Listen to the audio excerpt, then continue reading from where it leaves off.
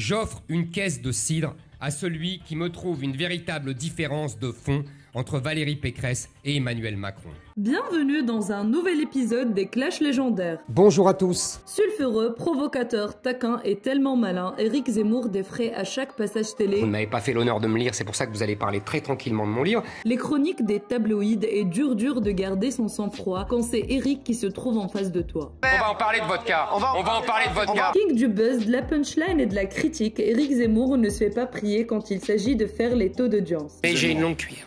Elle est très longue, votre cuillère. Très longue. Pour ou contre, Zemmour suscite le débat, intrigue, attire les uns C'est vous. et exaspère les autres. Monsieur Macron. Mais indéniablement, il nous offre à chaque épisode les meilleurs clashs de la télé française. Mais ben voyons.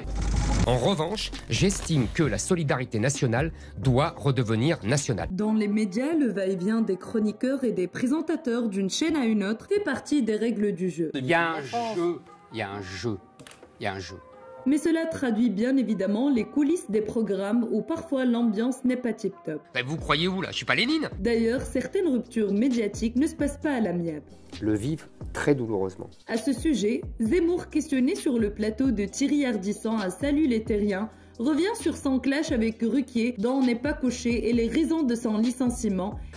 Où Laurent Ruquier dit qu'il vous a trop laissé parler. C'est vrai, vous pensez? Ça dérisoire. Ouais. Dérisoire, il était bien content que je parle quand je crois que ça faisait de l'audience. Joey Star et Zemmour, c'est le jour et la nuit. Ces deux-là ne peuvent pas se blairer sous aucun prétexte. Et sans être considérés comme des médiocres ou des ratés.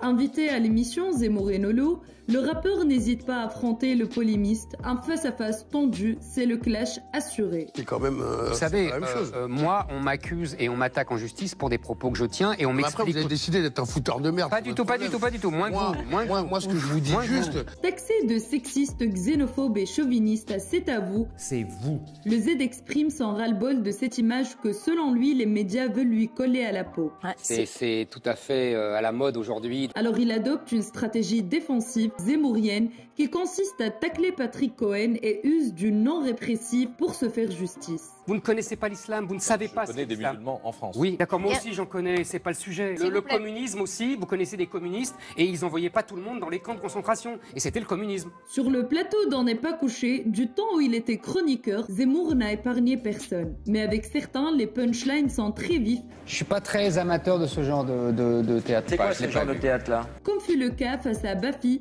qui ne s'est pas laissé faire à l'occasion de la promotion de son spectacle « Je suis un sale gosse ». Et c'est un titre qui lui va comme un gant. Je sais pas, j'aimais pas déjà ce que vous faisiez à la télévision, donc bon, je me dis que j'aimerais pas. C'est marrant parce que vous m'avez dit souvent le contraire dans plein d'autres émissions. C'est pas vrai. Si, je suis redescendant dans des dîners. En politique, tous les moyens sont bons pour gagner la bataille. Les amis d'hier sont les ennemis d'aujourd'hui. Et effectivement, vous avez tout à fait raison. C'est pour ça que dans l'émission Face à Baba, Cyril Hanouna interroge Alexis Corbière sur la nature de sa relation avec Zemmour avant qu'il n'intègre le ring du game politique. Je ne m'inscris pas dans la logique de la classe politique depuis 30 ans. Ce dernier se défile complètement et Zemmour, sur un ton sarcastique, préfère lui rafraîchir la mémoire. Vous entendiez bien tous les deux avant? Vous étiez potes, non?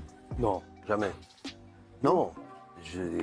Il a oublié qu'il déjeunait Non, mais avec c'est moi vrai, et qu'il me vous trouvait étiez très pas- sympathique. Mais ça, c'est la gauche, vous savez. C'est le sectarisme habituel de la gauche. Invité sur le plateau de l'heure des pros, Zemmour, le pro de la critique, s'indigne face à ce qu'il considère comme cliché dans le film Qu'est-ce qu'on a fait au bon Dieu et exprime sans malaise face à l'écran. Qu'a-t-on fait au bon Dieu, c'est la même chose. trouvez qu'on Toutes dévalorise ces les jolies gens. femmes sont séduites par des gens issus de l'immigration et le seul blanc qu'on met, c'est une espèce d'aristocrate fin de race débile qui évidemment n'en touche pas une. Si on cherche la petite bête, alors on la trouve. Et si on cherche Zemmour, alors il faut s'attendre à tout, même au règlement de camp. Ça se fait naturellement, ça se fait aisément.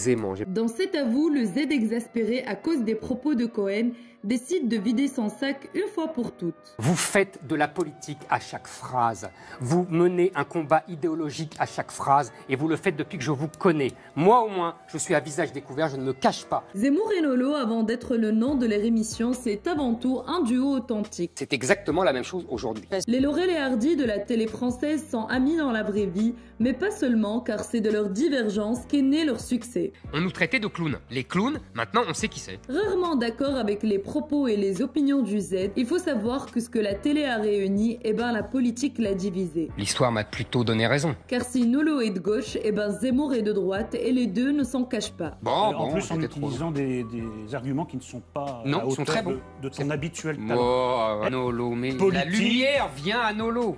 Ah oui, pourtant, à force de te fréquenter, elle aurait dû venir un petit peu, voilà. À Salut les Terriens, le comédien Laurent Baffy s'est retrouvé au centre de la polémique, l'affaire de la jupe de Nolwenn Leroy. Chanteur préféré, mais non, mais c'est vous qui le dites, je sais pas qui. Où le comédien s'est permis de soulever la jupe de la chanteuse. Je voudrais m'excuser. J'ai touché à la jupe d'une fille, c'est pas bien, je le sais. Dans le tumulte de cette affaire, Baffy ne perd pas le nord et profite du face-à-face qui l'oppose au Z. Mais j'ai souffert, je trouvais ça totalement injuste. Le comédien détourne la situation à son avantage et sort son arme la plus tranchante, l'humour et le sarcasme pour se venger du polémiste presque 10 ans après 100 passages dont on n'est pas couché. Il a changé, Zemmour, parce que justement, chez Ruquier, un jour, il m'a dit, Laurent Baffy, vous ne m'avez jamais fait rire. Et là, il était mort de rire. Depuis que je ne respecte plus les femmes, il est dépouillé de rire. Au micro d'LCI, à la fin d'un meeting, Zemmour déclare son mécontentement et clash Éric Ciotti après que ce dernier a préféré rejoindre la candidate à la présidentielle Valérie Pécresse. Mon cher ami, tu seras floué. Je suis triste pour toi car tes idées ne seront pas reconnues, ne seront pas appliquées. Et toi-même, tu seras très vite marginalisé. Sur le plateau de l'émission réservée au débat politique Élysée 2022, Moi, ce que j'ai aimé, il y a eu des débats assez musclés. Zemmour pioche dans les registres du temps d'avant et tacle Bruno Le Maire Et donc j'aimais bien aller au combat avec lui. parce qu'il considère que ce dernier a retourné sa veste en changeant de clan. Moi, je ne passe pas d'un candidat à l'autre. Je ne soutiens pas Fillon pour l'abandonner, pour finir chez Emmanuel Macron, après avoir dit d'Emmanuel Macron qu'il était un homme sans conviction. Joey Starr, fidèle à son style grande gueule, s'énerve à cause des propos d'Éric qui se permet de critiquer le rap et les paroles des chansons en mélangeant tous les styles de ce genre musical. Éric Zemmour a une vision du rap un peu globale. Et en fait, Moi, je lis les paroles. C'est le moment où il a un neurone, quoi. On n'a pas le temps de lui expliquer qu'il y a plusieurs raps et voilà. Ah, voyons. Bon, alors, À nouveau, le torchon brûle entre Zemmour et Patrick Cohen. Le Z revient sur les attentats de Nice à l'époque et présente sa vision apocalyptique des choses en parlant des musulmans de France. Vision assez apocalyptique. Absolument d'accord. Mais je suis d'accord. Mais Encore plus loin. il vous a pas échappé que, je sais pas dans quel monde vous avez vécu cet été, mais enfin, Nice, c'est pas apocalyptique pour vous? Vous ne répondez pas à ma question. La mort du on aimerait prêtre, c'est bien pas des. apocalyptique. Entre le Z et Corbière, la guerre est déclarée. Évidemment que je condamne toute violence. Le Z de la défensive passe à l'attaque en citant Lionel Jospin, figure du Parti socialiste allergique comme il est au communisme.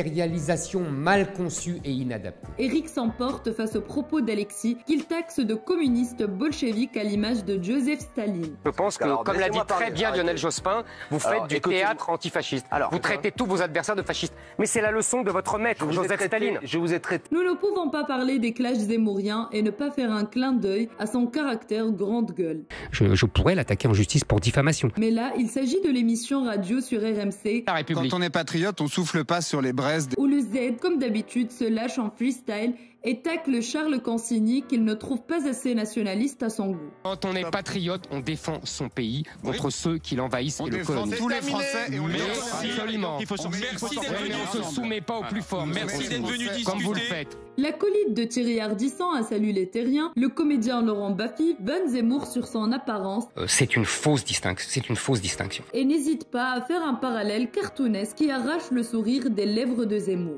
Voilà. Et puis un épisode des Schtroumpfs sans Gargamel, c'est moins bien, forcément. Tu trouves vraiment qu'il ressemble à Ah oui, Gargamel? c'est incroyable. Ouais. Hein. Ouais, moi aussi. Incroyable. Ma fille lui a demandé un autographe. Sur France 2, à Élysée 2022, règne une grosse tension entre la deuxième adjointe à la mairie de Marseille, Samia Ghali, et Éric Zemmour au sujet de l'emploi des origines comme argument d'élection à la présidentielle. Moi, je n'ai jamais caché mes origines. J'ai une différence avec vous, Madame Ghali. C'est que moi, je n'en fais pas commerce. Je ne sers pas de mes origines pour avoir une carrière. Invité sur Tout le monde en parle, le plateau s'enflamme en présence de Zemmour et Francis Huster au sujet de la paternité. Mais alors, c'est que tu n'aimes pas ton enfant. Mais pas du tout, mais je te permets pas de dire ça. Francis ne peut pas se retenir face à la provocation de Zemmour, qui surenchérit sur le fait que les hommes ne sont pas censés s'occuper de leurs enfants comme le font les femmes. Criant, vous êtes déprimant. Qui, dans sa vie de père, n'aura pas eu le bonheur de tenir son bébé, de lui donner le biberon, et le sein. Écoute, je te jure, ça va mal finir. Merci d'avoir regardé les clashs légendaires d'Éric Zemmour. N'oubliez pas de vous abonner et d'écrire dans les commentaires les noms des stars dont les moments légendaires vous font envie. À bientôt!